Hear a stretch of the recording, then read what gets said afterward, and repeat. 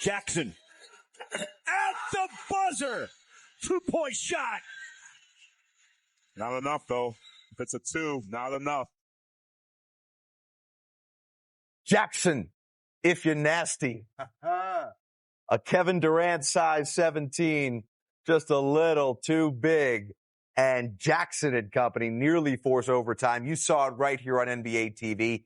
A Summer League thriller. We'll show you the complete highlights coming up on this latest and greatest edition of Game Time. With 3D Dennis Scott, I'm Jared Greenberg. Over the next half an hour, some WNBA history. But first, let's begin with the Utah Jazz making some noise earlier in the day, helping orchestrate a 3-team deal that headlined the news of the NBA, with Miami receiving Norman Powell and John Collins going to the Clippers.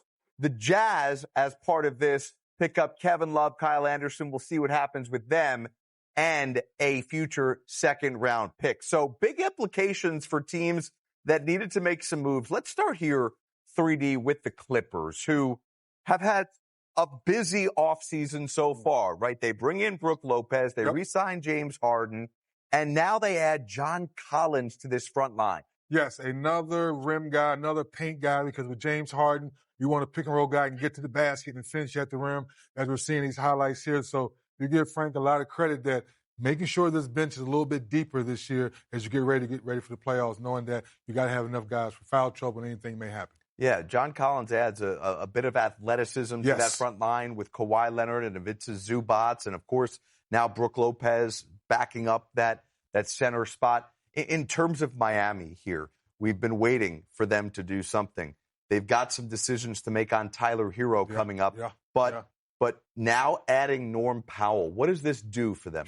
Huge. I think this is a win-win for Powell and Miami. Why? Miami needs some desperate scoring off the bench, to your point. Not sure what you're going to do with Tyler Hero. There's certain nights he's not shooting the ball well. But guess what? Norman Powell showed us he can hold down the fort. When Kawhi was hurt, James Harden was hurt, Norman Powell's an all-star. A lot of people voted him to be an all-star this year, so very happy for him where Miami said, we need you, you want us. It's a perfect marriage, in my opinion. He may not be a bench player. No, right? I think it's going to be a heavy rotational guy. Yeah. You know in the NBA now, you can play 3 guards at one time where Powell can play some small forwards. So I see him being a major rotational player. All right, so good moves by those two teams who don't feel like they're done just yet, right? No question. I still feel that Pat Riley has one more, big move in him. He's getting a little bit older. I think he wants to go out with a bang. I can see some more things happening down the South. And there's some wind swirling about the Clippers. They may not be done either. We talked about the Utah Jazz helping orchestrate this trade by taking on those salaries. Well, they got some Summer League run in the Salt Lake City Summer League with Ace Bailey. So great to talk to him. As the Utah Jazz took on Memphis. It's his second run. How about Jalen Wells back after the broken wrist and here shooting the 3? And then G.G. Jackson coming back off injury last year. Yeah, big-time energy around the basket, under control, and finishing strong at the rim. All right, Isaiah Collier. Oh, great pass. Yep. There you go, Ace. That's the athleticism we talked about. 2 Atlanta kids. Peachtree connection. Bryce Sensabaugh, a little foreshadowing of what he would get going on later in the game. He made the 3 and 1. Memphis building here. Cam Spencer, G.G. Jackson comes up with the block, goes on the other end, defense into offense. Oh, my goodness. High school coaches at home. Flip that play. Big-time defense, run the floor, and then finish the play. 3D, Memphis was up by as many as 17. Oh, watch your head. Kyle Filipowski. Okay. You know what they say about Salt Lake City Summer League basketball, right? What they say? Yeah, throw out the records and throw it out when a team is down big. Ace Bailey rallying the troops with a big jackhammer. Ooh, that's hops right there. That's not hopes. Then Bailey from the outside.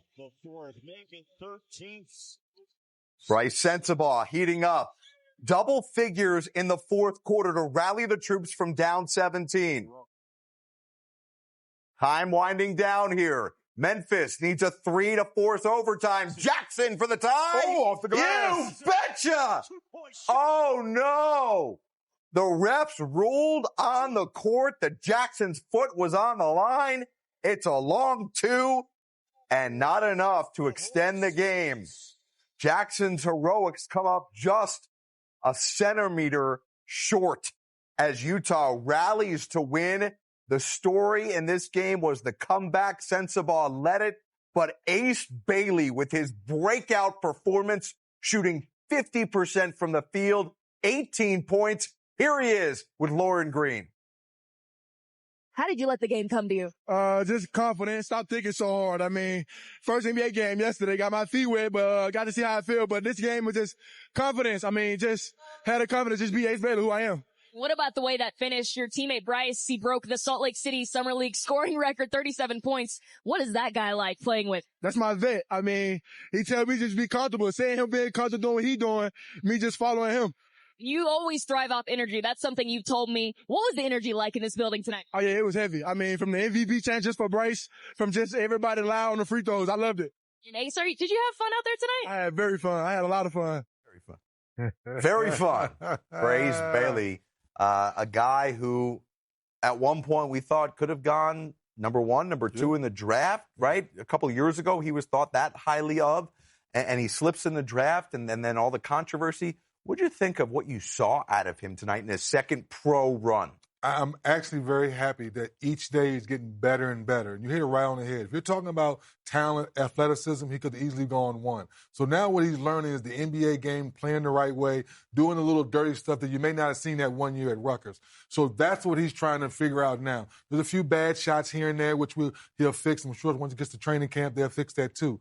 But the effort, the rebound, the shot blocking, that big three, that stuff you can't teach. That's why the conversation is like, wow, when he figures this out, how to play the right way, how to play quality basketball, 10 years from now, you might go, wait a minute, Cooper Flagg's playing great, but he's playing just as great because he's figured out how to play the game the right way and knock off some of the rust, knock off some of the AAU basketball, if I'm being honest to our viewers. Once he knocks that stuff away and plays the game the right way, I think the sky's the limit.